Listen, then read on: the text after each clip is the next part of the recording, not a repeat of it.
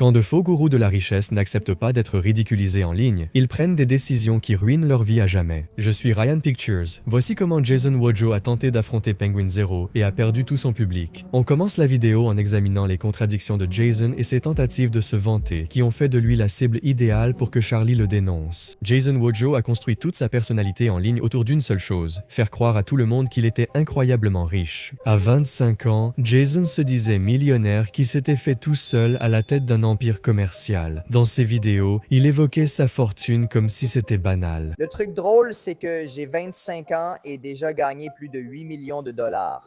Franchement, gagner de l'argent n'est pas si difficile. Le problème avec sa richesse, c'est que les chiffres de Jason partaient dans tous les sens. Sur LinkedIn, il affichait une fortune de 6 millions de dollars au lieu des 8 millions précédemment évoqués. L'image de Jason reposait sur son statut de jeune PDG riche, ses vidéos évoquant souvent sa fortune. Chaque conseil qu'il donnait revenait essentiellement à dire « Écoutez-moi parce que je suis riche ».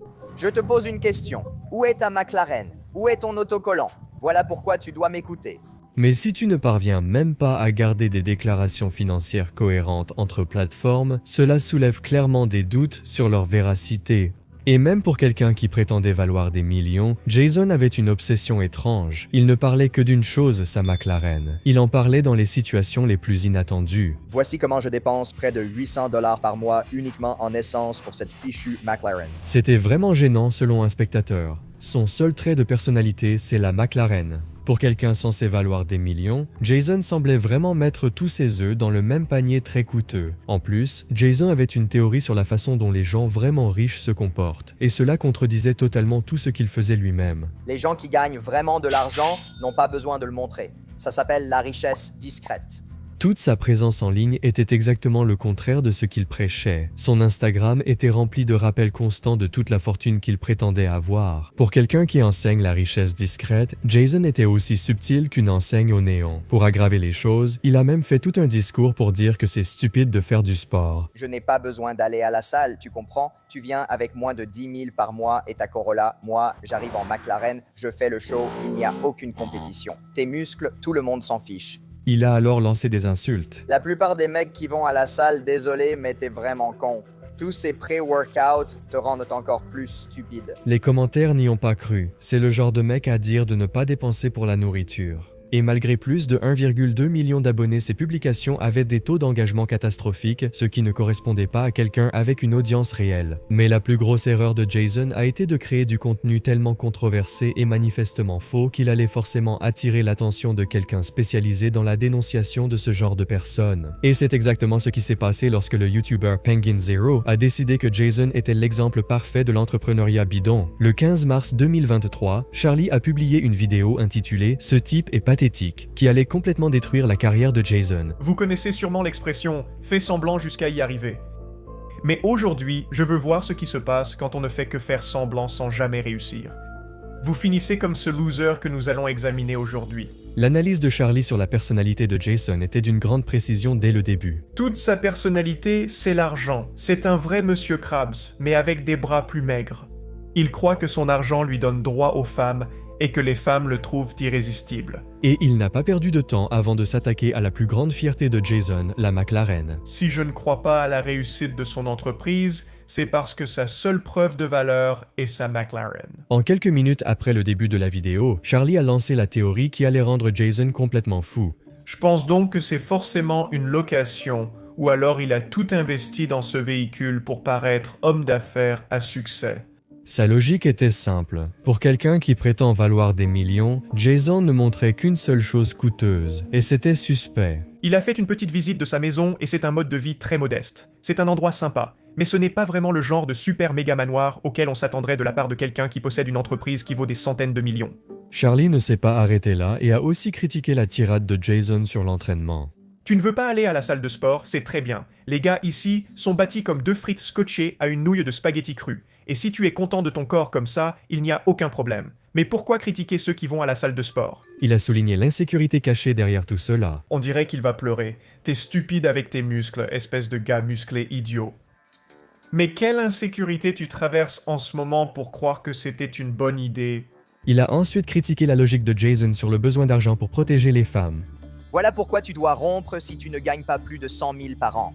Les filles ont besoin d'un homme qui peut les protéger et subvenir à leurs besoins. Si tu gagnes moins de 10 000 par mois, comment vas-tu subvenir aux besoins et protéger ta copine? Le gars est en train de délirer complètement. Tu n'as pas besoin de gagner 10 000 par mois pour protéger ta copine. Il a pointé la faille dans le raisonnement de Jason. Et gagner plus de 10 000 par mois ne te permet pas de mieux la protéger comme par magie. Si quelqu'un fait du grabuge et que tu essaies d'arrêter ce qui se passe, l'argent que tu as ne va rien changer pour toi. Tu ne peux pas juste balancer de l'argent dessus. Dégage d'elle, Vaurien. Elle est avec moi et je gagne plus de 10 000 par mois. Voilà que Jason n'a pas pu laisser passer la vidéo de Charlie, et en quelques heures après la mise en ligne de la vidéo de Charlie, il a répondu avec une vidéo de réaction en se vantant de ses voitures. D'abord, la voiture n'est pas louée. Je ne possède pas qu'une McLaren. J'avais une 570S blanche. Si tu me suis depuis un moment, tu le sais, c'est un cabriolet décapotable. J'avais cette voiture, je l'ai vendue, acheté une Maserati jaune, puis je m'en suis lassé et j'ai voulu une autre McLaren. J'ai donc une McLaren et une Maserati Ghibli. C'est l'un des 5 exemplaires et elle coûte plus que tous les revenus mensuels de cette chaîne YouTube. Avant d'affirmer que Charlie était de statut inférieur à cause d'un détail complètement hors de propos. Ça m'énerve parce qu'il prononce mal le nom 8 fois de suite. Ce n'est pas McLaren, c'est McLaren, d'accord? On voit qu'il n'a pas vraiment de statut, il ne comprend pas ça, d'accord?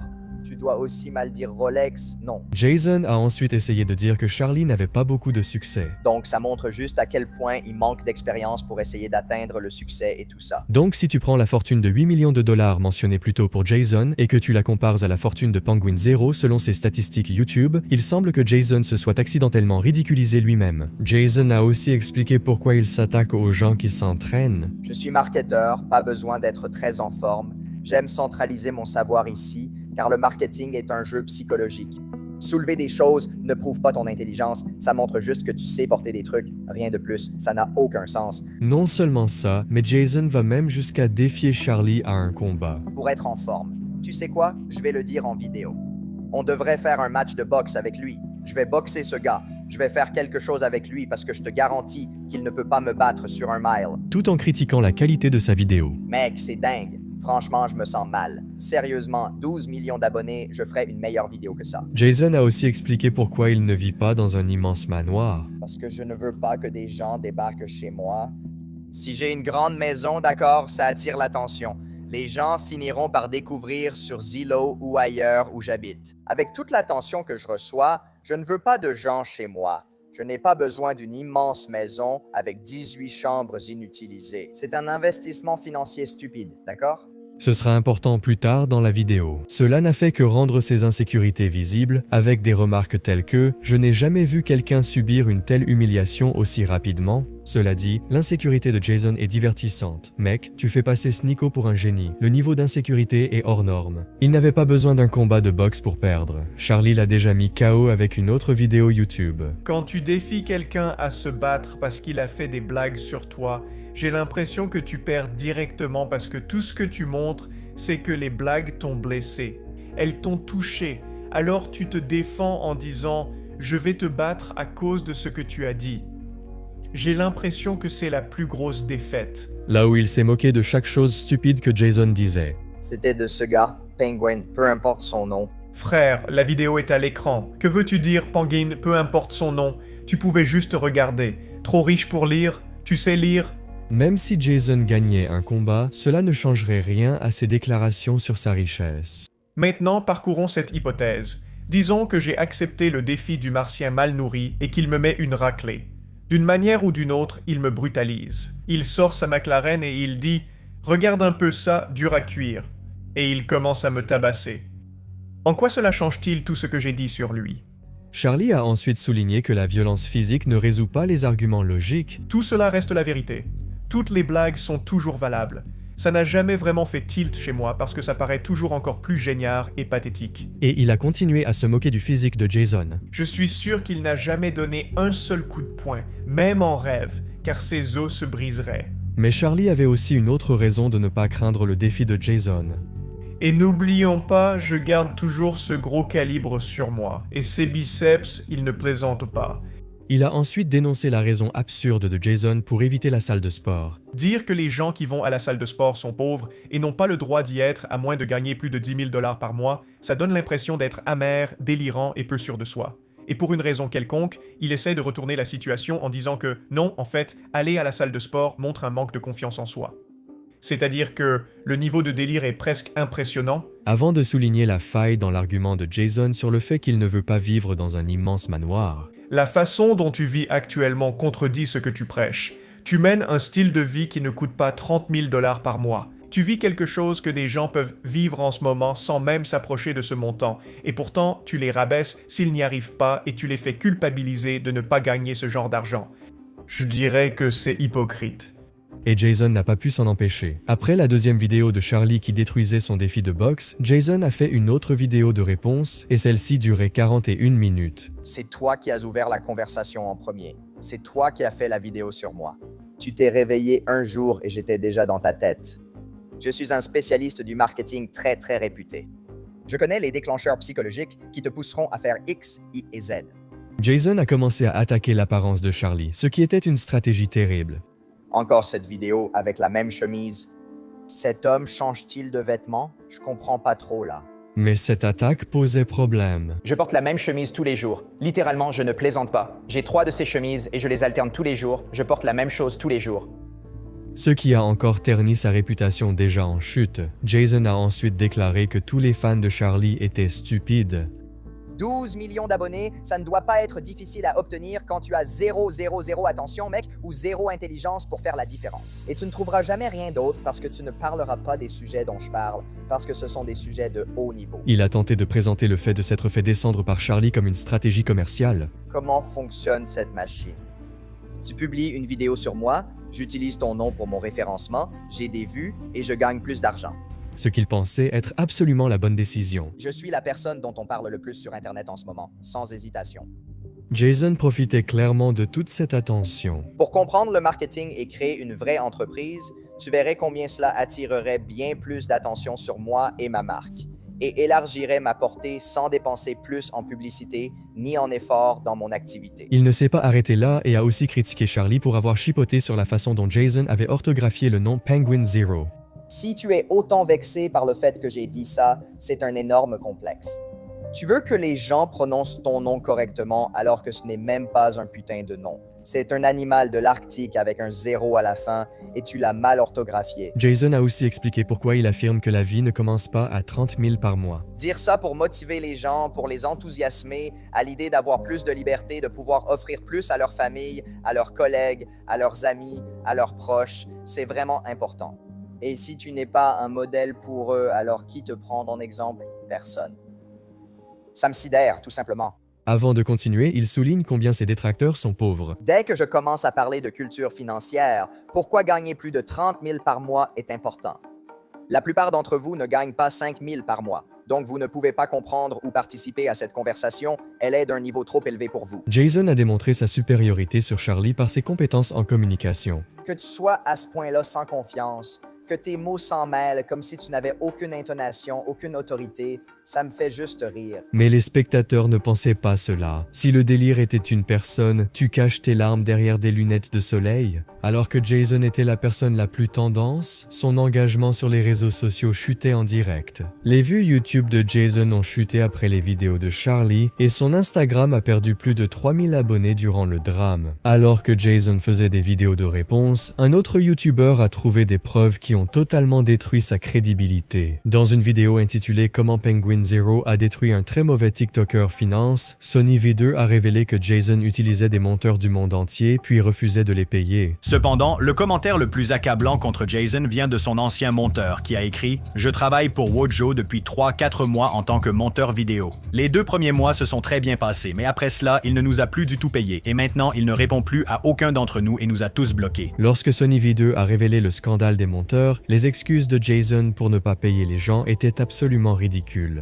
Un YouTuber nommé Marky a contacté un monteur non payé qui a montré une capture où Jason disait ne pas pouvoir payer car Wise ne fonctionnait pas et PayPal était en panne. Les achats internationaux, mon AMX ne les accepte pas. Upwork ne fonctionne pas. Même Cash App, Venmo, etc. sont en panne. Quelqu'un organisant des fêtes sur un yacht à Miami, tout en prétendant ne pas pouvoir accéder à ses comptes pour payer ses travailleurs, montrait clairement où allait vraiment son argent. 32 monteurs sont arrivés à la conclusion que tu es un escroc. Tu ne t'en sortiras pas comme ça. Si tu continues comme ça, un jour tu finiras en prison ou dans un fossé. Marky, un autre YouTuber, a aussi accusé Jason de ne pas payer d'autres personnes et Jason a réagi en menaçant son dénonciateur. Ça ne marche pas.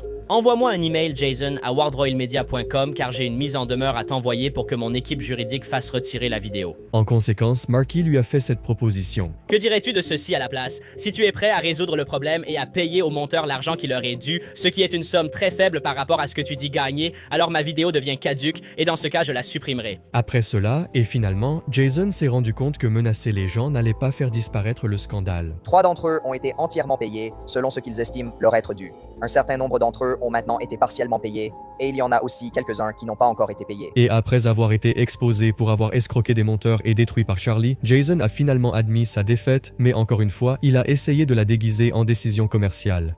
Je me suis éloigné des vidéos putaclic pour redorer mon image, car la viralité n'en valait pas la peine. Je ne veux plus faire les vidéos virales que je faisais, et je mérite de faire ce que j'ai envie de faire. Il n'y a plus de vidéos virales qui sortent, et je ne veux plus faire ce genre de publication. Même en reculant, Jason refusait d'admettre sa défaite. Utiliser mon nom pour gagner de l'argent est amusant et révèle la vraie valeur de mon image. Je reviendrai avec de meilleures vidéos, mais je réorganise mon agence suite à l'augmentation des affaires grâce à cette attention. Mais les actes de Jason contredisaient ses propos. Bien qu'il dise que cette attention était bonne pour les affaires, il a mis son compte TikTok en privé. Charlie avait prédit que Jason n'était que du vent, sans aucune substance, et le fait que Jason soit passé en privé ne faisait que le prouver.